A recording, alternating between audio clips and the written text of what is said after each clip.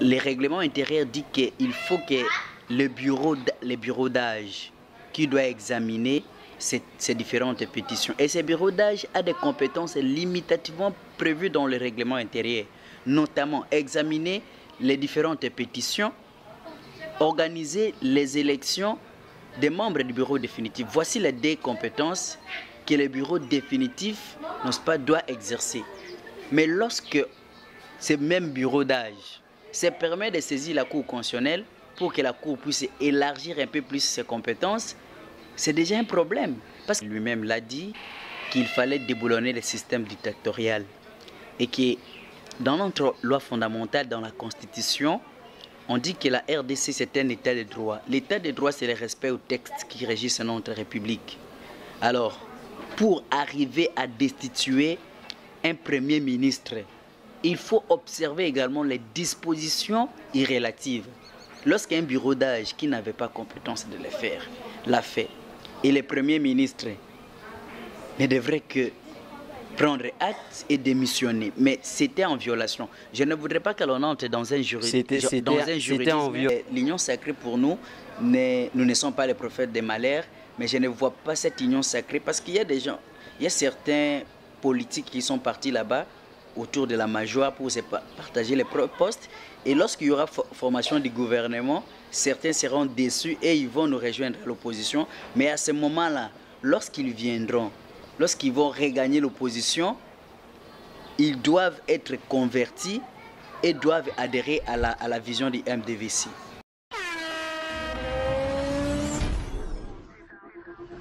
Bonjour et bienvenue dans Lundi Politique, une émission consacrée à l'analyse de grands thèmes d'actualité et qui dresse les tableaux de partis politiques en RDC. Aujourd'hui, nous avons l'honneur de recevoir pour vous Maître Richard Omanindo, avec qui nous allons décortiquer les deux grands thèmes d'actualité, la démission du Premier ministre Sylvestre Ilunga ainsi que l'élection du bureau définitif à l'Assemblée nationale. Il est secrétaire national en charge de la justice, garde des Sceaux et droits humains au parti du mouvement d'élite pour la démocratie et les vrais changements. Avec lui, nous aurons l'honneur de balayer les grands thèmes d'actualité.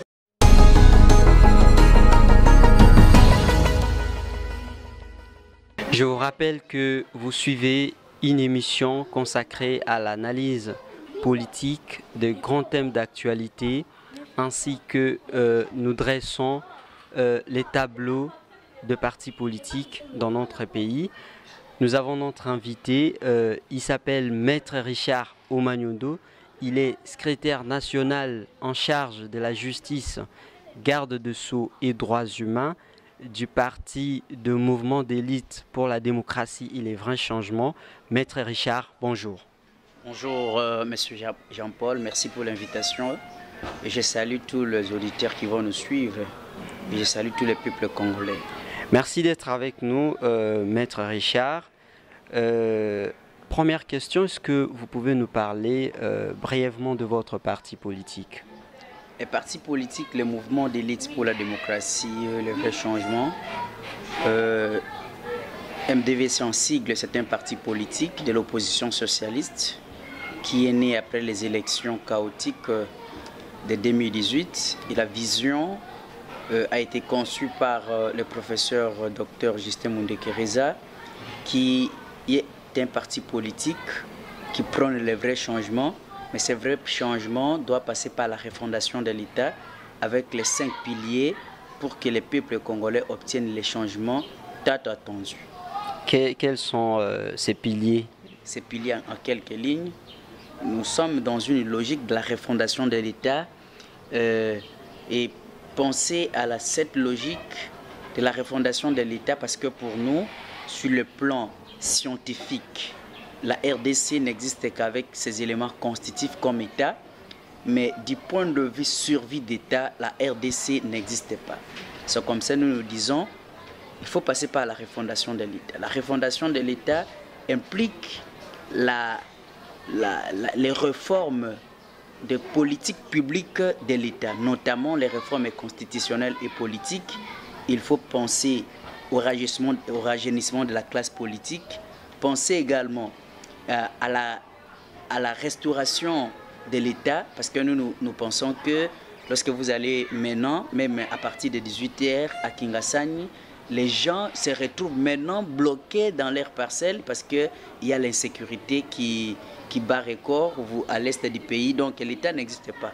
Il faut penser également à la redistribution des richesses de notre pays. Parce que vous parlez, excusez, vous parlez de l'insécurité, mais l'insécurité existe partout dans le monde, c'est pas seulement en RDC. L'insécurité existe partout dans le monde. L'État doit penser à la paisibilité et à la paix de ses citoyens. Vous n'allez pas dire que parce que l'État, l'insécurité existe au Burkina Faso, que l'insécurité doit exister aussi au Congo. Qu'est-ce qu'il faut, selon vous, pour mettre fin à l'insécurité à l'est du pays, selon votre parti? Voilà, pour penser à la sécurité et à la paix, il faut d'abord penser par commencer à réformer l'armée. Parce qu'il y a beaucoup d'infiltrés, beaucoup de Rwandais, beaucoup d'Ougandais qui ont intégré notre armée depuis 1997 lorsque Mouzé est entré pour chasser le président Mobutu. C'est la raison pour laquelle le président a lancé un appel dernièrement qu'il a une vision appelée l'Union sacrée. Alors nous y reviendrons plus tard. Alors une question, Monsieur Richard. Le Premier ministre a été déchu. Alors, on parle là, le voix s'élève, il y a des opinions qui s'élèvent pour dire que c'est une victoire pour le président Félix Tshisekedi. Est-ce que vous êtes de même avis? Monsieur Paul, est-ce qu'il faut penser ou parler de la victoire d'un individu président de la République ou il faut parler de la victoire du peuple? Est-ce que l'État est géré pour l'intérêt d'un individu ou d'un groupe d'individus ou pour l'intérêt du peuple? C'est lui qui représente le peuple. Même si c'est lui qui représente le peuple, est-ce que la destitution, la démission d'un premier ministre, c'est une solution pour les divers problèmes que traversent les peuples congolais? C'est comme ça, moi je suis un juriste, je voudrais que je vous fasse comprendre que cette destitution et cette destitution et cette démission du Premier ministre s'est faite en violation flagrante de la Constitution. Vous pouvez les prouver, Monsieur Richard. Qui régit l'Assemblée nationale. Déjà, après les différentes pétitions qui ont été diligentées contre les membres du bureau définitif de l'Assemblée nationale, les règlements intérieurs disent qu'il faut que le bureau d'âge qui doit examiner ces différentes pétitions. Et ce bureau d'âge a des compétences limitativement prévues dans le règlement intérieur, notamment examiner les différentes pétitions, organiser les élections des membres du bureau définitif. Voici les deux compétences que le bureau définitif doit exercer. Mais lorsque ce même bureau d'âge se permet de saisir la Cour constitutionnelle pour que la Cour puisse élargir un peu plus ses compétences, c'est déjà un problème. Parce que le bureau d'âge, M. Paul, ne peut pas, n'a aucunement et nullement la compétence d'abord de contrôler le gouvernement et même de légiférer. Mais vous avez vu que... Non, est-ce qu'il y avait crise? Parce que c'est la crise institutionnelle qui nous a amenés aujourd'hui là où nous sommes. Je ne sais pas si vous parlez de quelle crise entre quelle institution et quelle institution. Je parle de la crise entre l'institution présidence de la République et l'institution Premier ministre. Je pense que dans notre constitution, il existe 3 institutions. Il existe 4 institutions. Institution président de la République, institution gouvernement, institution Assemblée et Parlement, institutions, cours et tribunaux. Mais je ne pense pas qu'il y ait eu crise entre le président de la République comme institution et le gouvernement. Certainement, ils étaient dans une coalition politique et certains, comme nous dénoncions cela depuis un temps, c'était un mariage contre nature. Certains caciques du FCC n'admettaient pas et ne supportait pas l'autorité du président Félix qui a fait un accord avec eux. Mais du point de vue institutionnel, nous avons décrié cela depuis longtemps, que ça ne marchait pas et que les peuples ne retrouvaient pas son compte dans la gestion de la chose publique. C'est comme ça qu'il a réussi à rompre avec cette coalition. Mais cette réussite est dite à quoi? Parce que la réussite est dite sur les 2 démissions récentes, celle de Jeanine Mabunda et celle du Premier ministre. Ici, Paul, le président Tshisekedi lui-même l'a dit qu'il fallait déboulonner le système dictatorial et que dans notre loi fondamentale, dans la Constitution, on dit que la RDC c'est un état de droit. L'état de droit c'est le respect aux textes qui régissent notre République. Alors, pour arriver à destituer un Premier ministre, il faut observer également les dispositions irrélatives. Lorsqu'un bureau d'âge qui n'avait pas compétence de le faire, l'a fait, et le Premier ministre ne devrait que prendre acte et démissionner. Mais c'était en violation. Je ne voudrais pas que l'on entre dans un juridisme. C'était en violation, comme vous le dites, mais le Premier ministre lui-même l'avait reconnu, la compétence des députés à pouvoir les destituer. Il a reconnu leur pouvoir. Non, mais le Premier ministre n'a jamais reconnu cette compétence. Je pense que vous avez lu la lors du communiqué. Vous avez lu la lors de son communiqué. Vous avez lu la correspondance du Premier ministre lorsqu'il disait que, et certains, même de certains caciques du FCC, qui désavouaient la compétence du bureau d'âge de pouvoir statuer sur la motion. Mais Paul, il n'écoutait en rien à ce bureau d'âge d'organiser les élections du bureau définitif. Moi, je prends l'exemple, même avec les 12 millions qu'ils ont oui, je rappelle que vous avez manifesté votre parti politique. Le bureau d'âge. Est-ce que vous pouvez les prouver? Vous pouvez les prouver parce que dernièrement, on avait vu Jeanine Mabunda à son temps qui avait demandé 9 millions de dollars. Ça avait posé problème. Tout le monde était en colère. Et aujourd'hui, 12 millions, de 9 millions à 12 millions, ce sont les mêmes contestations. Qu'est-ce que ça veut dire? Ce sont les mêmes contestations, Paul, parce que c'est du trop. Monsieur Christophe Mbosso l'avait prouvé que lorsqu'il y avait des heures supplémentaires pour chaque député, il pouvait gagner 500 à 1000 dollars lorsqu'il y a des heures supplémentaires. Et vous trouvez ça normal qu'un seul individu ou 500 individus puissent trouver dans les comptes du trésor public chaque jour 500 dollars, alors qu'un fonctionnaire congolais n'est même pas payé 150 dollars? C'est concevable. Ça, c'est la mauvaise gestion de la chose publique. Déjà, moi je vous disais que ça ne coûtait en rien grand-chose à ces bureaux de pouvoir organiser les élections des membres du bureau défini. Pourquoi? Parce que lorsqu'on convoque, on demande les dépôts de candidatures des gens qui doivent intégrer ces bureaux, l'argent, les papiers, une rame de papier, ça coûte combien? Ça coûte 5 dollars. Il y a les urnes que vous voyez là-bas de la CENI. Ça coûte quoi? Ça ne peut même pas coûter 2000 dollars pour que l'on organise les élections des membres du bureau définitif. Aujourd'hui, il y a un nouveau vent qui souffle, l'union sacrée. Qu'est-ce que c'est pour vous? Bon, l'union sacrée pour nous, ça ne représente rien, car ceux qui ont conçu cette idée pensent que l'union sacrée c'est une vision. Bon, nous ne savons pas si cette vision est basée sur quoi. Alors, parce que nous, on adhère à une philosophie, on adhère à une idéologie.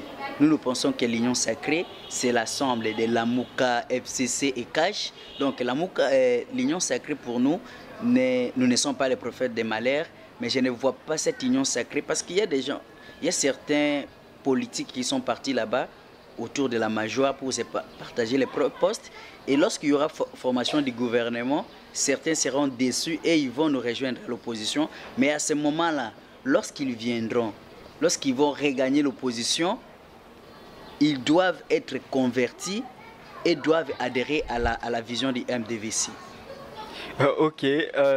Alors, à quoi ressemblera l'Union sacrée dans 2 ans? Parce qu'on connaît que dans 2 ans, c'est les élections de 2023. On n'attend rien de cette union sacrée parce que aujourd'hui, c'est comme si on est dans une même voiture, mais on a changé que des chauffeurs, monsieur Paul. Pour vous, c'est un jeu politique? C'est un jeu politique parce que vous avez constaté, M. Mbosso, un ancien moboutiste, un ancien kabiliste, aujourd'hui candidat de l'Union sacrée à la présidence de l'Assemblée nationale.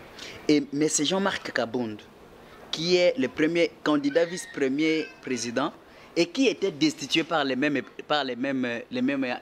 députés aujourd'hui qui veulent l'élire comme premier vice-président. Bon, ça on parlera dans notre deuxième partie de l'émission. Alors, pour vous, vous pensez qu'on ne peut pas espérer de l'union sacrée? Non, l'union sacrée, ce sont les mêmes individus. C'est comme ça, d'ailleurs, nous pensons. Les mêmes personnes qui changent de forme. Voilà, les mêmes personnes qui changent de forme. C'est comme si nous changeons de veste, nous changeons de chemise. Mais à l'intérieur, il n'y a rien de changement, M. Paul. Parce qu'aujourd'hui, si vous voyez, même certains, même un professeur, un politique de ce pays a dit comment expliquer que quelqu'un qui hier était un kabiliste pur et dur, mais en un seul instant, en une seule minute, avec une déclaration à la télévision, il devient encore un tshisekadiste pur et dur. C'est cette façon de faire les choses du politique congolais que nous sommes en train de fustiger et nous dénonçons cela. Donc, l'union sacrée, les peuples n'espèrent en rien car l'union sacrée est une vision qui n'est pas une vision définie, une vision connue. Mais vous aussi, vous avez parlé tout à l'heure de votre parti politique qui était une vision. C'est une vision basée sur la refondation de l'État. Mais l'union sacrée, c'est une vision basée sur quoi? Alors maintenant, le président de la République a proposé une vision. Pourquoi pas vous rallier à cette vision et apporter votre contribution? Nous disons ceci, que l'union sacrée est une vision. La vision basée sur quoi? Nous, on doit adhérer dans un discours, on doit adhérer dans une philosophie du vrai changement, on doit définir la politique de l'État, comment gérer la République, mais on ne doit pas adhérer. Et d'ailleurs, faites les constats. Il y a eu des coalitions et des coalitions au sein de notre République, mais toutes ces coalitions ont échoué. Vous avez eu des coalitions récentes. La Mouka, vous savez, vous connaissez l'essor de la Mouka aujourd'hui. Vous avez eu un regroupement politique ou une coalition politique qu'on a appelée CASH.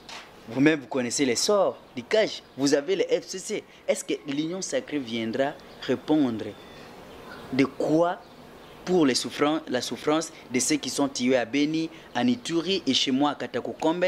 Les gens ne mangent pas, ne trouvent même pas à porter. Les gens sont nuls, n'ont même pas de babouches. Donc, M.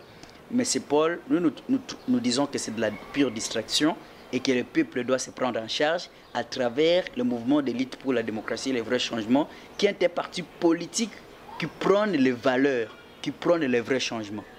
Ok, merci. Donc, vous essayez de dire que le peuple congolais ne peut rien espérer de l'union sacrée dans 2 ans qui leur restent. Alors, selon l'informateur, M. Bahati Lukwebo, qui intervenait hier sur Top Congo FM, il avait déclaré que le président aimerait, dans sa vision de l'union sacrée, réduire le nombre de ministères, qui va passer de plus de 60 qu'il était, je crois, à 40 maximum. Alors, comment se fera le partage au sein de l'union sacrée? Parce qu'il y a 377 qui avaient destitué le Premier ministre. Maintenant, ils sont au nombre de 391. Donc, le nombre ne fait qu'augmenter. Comment vous voyez le sort de l'union sacrée? Non, mais c'est ça le grand problème, Paul.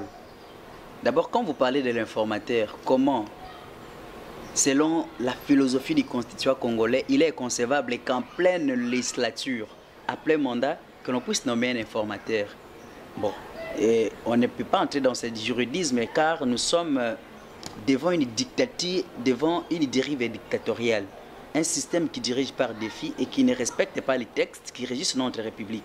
Par défi, vous pouvez vous expliquer. Par défi parce que ne respecte pas la loi fondamentale, ne respecte pas les lois qui régissent notre pays. C'est-à-dire l'union sacrée. Non, mais la Cour constitutionnelle suit de près la Cour constitutionnelle qui a tout ce qui se passe. Je dois vous faire observer une chose. Étant juriste, la Cour constitutionnelle a le rôle de réguler la vie politique.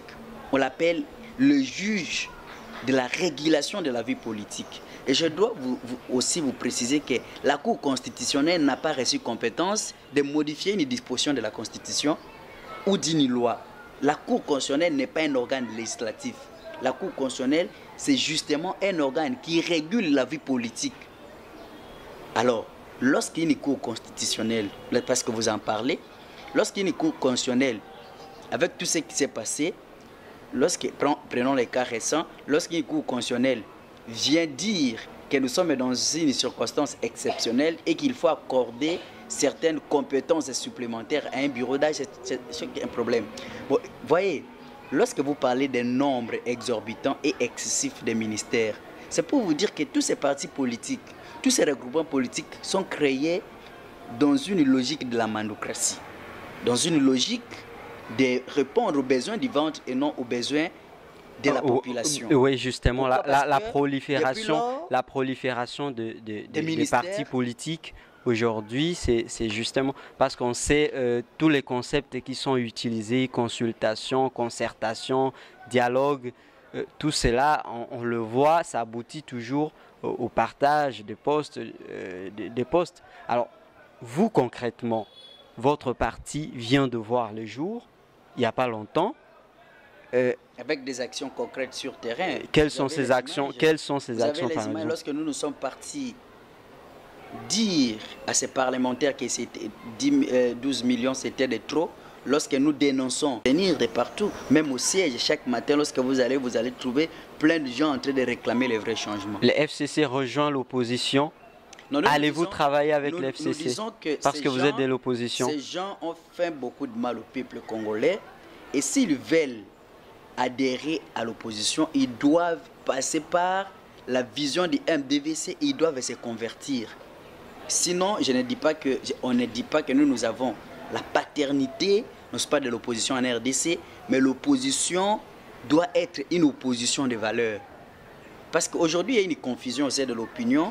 Lorsque quelqu'un, comme moi, secrétaire national d'un grand parti comme le MDVC, je dénonce qu'il n'y a pas d'eau, je dénonce qu'il y a M. Sissele Yalagouli qui a déposé la plainte contre Augustin Kabouya et cela n'a jamais été exécuté, il n'y a aucune interpellation. Et lorsque nous dénonçons cela et que nous ne souscrivons pas à l'idée de l'union sacrée, on dit non, vous êtes du FCC. Le FCC ne peut pas nous parrainer. Le FCC ne peut pas, n'est-ce pas, nous donner de l'argent pour parler à son nom. Nous parlons au nom du peuple. Donc, il faut que le peuple et que l'opinion les sache et les constate qu'aujourd'hui, nous ne pouvons pas souscrire à l'idée de l'union sacrée, car l'union sacrée, c'est une coquille vide. Donc, pour vous, l'union sacrée ne va pas tenir selon ce que vous nous dites. Merci beaucoup. Nous entrons dans notre deuxième partie où nous allons rester toujours avec notre invité.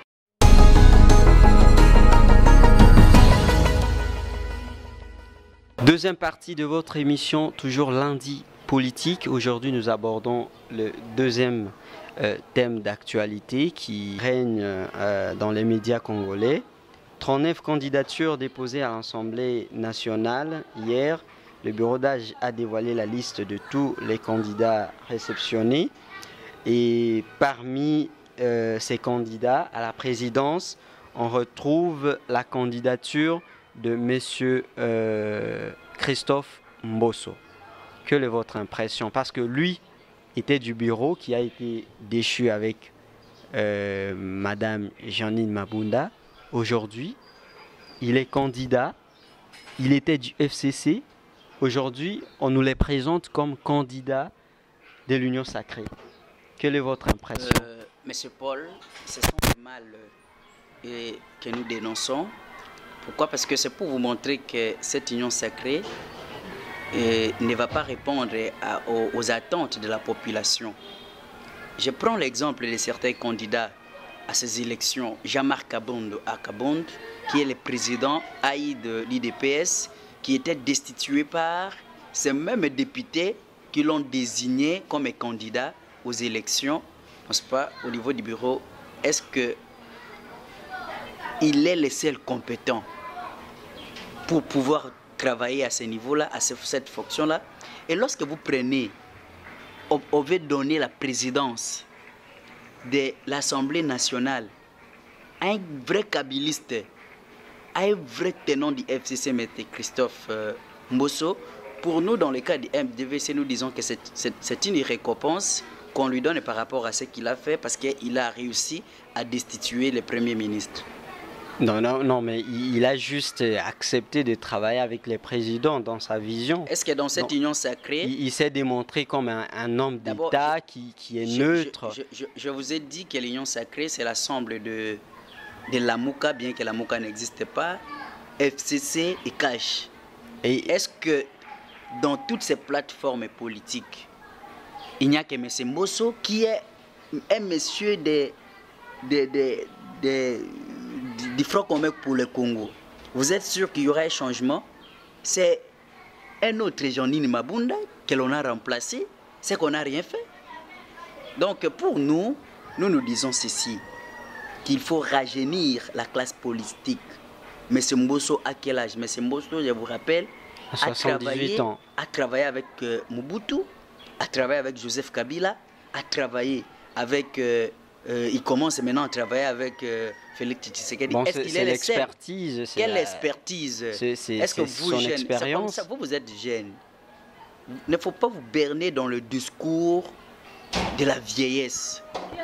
Vous pensez réellement que certains jeunes, les Patrick Mouyaya, les autres que nous voyons là-bas, l'honorable Liaou, vous ne pensez pas qu'ils peuvent avoir la compétence de pouvoir diriger cette chambre basse du Parlement?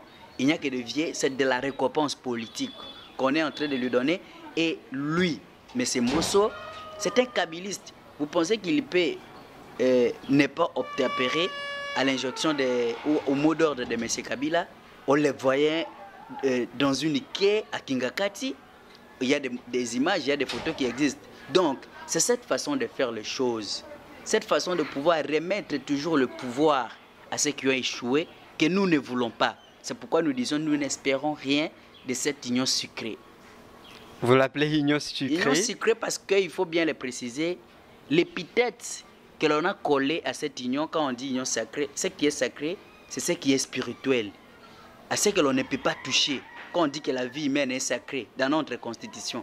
C'est-à-dire on ne peut pas jouer à la vie. Mais lorsqu'on parle d'une union sacrée, on voit toutes sortes d'aventurisme. Ce n'est pas possible. C'est comme ça que nous sommes en train de dénoncer cela. Donc, on voit les mêmes personnes qui reviennent, les mêmes personnes qui étaient avec l'ancien président. Ce sont les mêmes personnes qui reviennent, qui sont maintenant avec le président Félix. Est-ce que, avec une nouvelle vision, ils vont rester les mêmes? La vision, c'est comme ça, quand on parle d'une vision, la vision c'est comme un état d'esprit. Mais la vision, basée sur quoi? Quand on dit la vision sur le peuple d'abord, on doit nous dire le peuple d'abord avec tel programme. Il n'y a pas un programme. Mais lorsque le MDVC aujourd'hui est en train de vous définir un programme qu'il faut d'abord passer par la refondation de l'État, il faut que l'on puisse modifier et réviser cette constitution. On prend l'exemple. Dans cette constitution, Paul, dans l'une des dispositions, on dit que les parlementaires, à la fin de leur législature, doivent bénéficier d'une indemnité de sortie de 6 mois de leur salaire. C'est-à-dire, si un député ou un sénateur était en train d'être payé 12 000 $ ou 10 000 $, il faut multiplier cela fois 6. Donc, vous trouvez cela normal, alors qu'il n'y a pas de route? Le 12 000 $. Lorsqu'on fait un calcul selon les experts de notre parti politique, 1 kilomètre de route vaut $1 million. Et lorsqu'une seule personne va percevoir par exemple 12 $, c'est 12 km de route. Donc, nous sommes en train de donner des idées, nous sommes en train d'éveiller les peuples congolais pour que, parce que cette union sacrée, je suis en train de prédire que vous allez voir après la composition de ce gouvernement, certains vont commencer à insulter l'union sacrée. Alors, parce qu'ils ne vont pas trouver les comptes dans cette union sacrée, dans ce gouvernement. Nous tendons vers la fin de notre émission. Monsieur Richard, dresse-nous un tableau de la classe politique aujourd'hui, de la classe politique congolaise, parce que vous en faites partie. Oui, mais nous faisons partie des élites. Lorsqu'on parle des élites, c'est pourquoi je dis, nous, dans le cas de notre parti politique, quand on dit mouvement d'élite pour la démocratie et les vrais changements, un mouvement, c'est une association de gens. Ça, ce n'est qu'un nom, monsieur. Oui, j'ai dit un mouvement, ce n'est qu'une association de gens. Mais quand on dit mouvement d'élite, c'est qui une élite? Du point de vue de définition que Larousse donne, une élite, c'est quelqu'un qui a des connaissances scientifiques, quelqu'un qui a étudié. Mais nous, dans le cas de notre parti politique, nous disons l'élite, c'est celui qui voit les choses autrement, qui les dénonce et qui veut les changements. Parce que si nous disons que c'est les professeurs d'université, ces ministres qui sont des élites, c'est que vous, les mamans qui vendent les bits écoutez-coup, qui disent que Mboko est autambolate. Donc, ces mamans-là ne sont pas des élites. Donc, nous disons que l'élite, c'est celui ou celle qui est en train de voir les choses autrement et qui les dénonce. Donc, mouvement d'élite pour la démocratie, mais vous pouvez les dénoncer, pourquoi pas formuler, par exemple, des programmes, formuler des choses à proposer au président de la République pour qu'on puisse accéder au développement. On veut le développement, mais on a besoin de techniciens. Vous dites que vous êtes un mouvement d'élite. Alors proposez des choses au président de la République. Il avait initié des consultations. Il fallait y prendre part. Nous avons dit ceci. Nous avons dit au président de la République, mais c'est Tshisekedi. Vous avez pris part. C'était votre émission Lundi Politique qui avait connu la présence de Maître Richard Omagnondo, secrétaire national en charge de la justice, garde de sceaux et droits humains. Il est du parti de mouvement d'élite pour la démocratie et les vrais changements. Avec lui, nous avons eu l'honneur d'analyser les grands thèmes d'actualité et il a proposé aussi des solutions de sortie de la crise et des solutions et des attentes aujourd'hui du peuple congolais. Merci et abonnez-vous à votre chaîne. Continuez à nous suivre et le prochain numéro la semaine prochaine. Au revoir.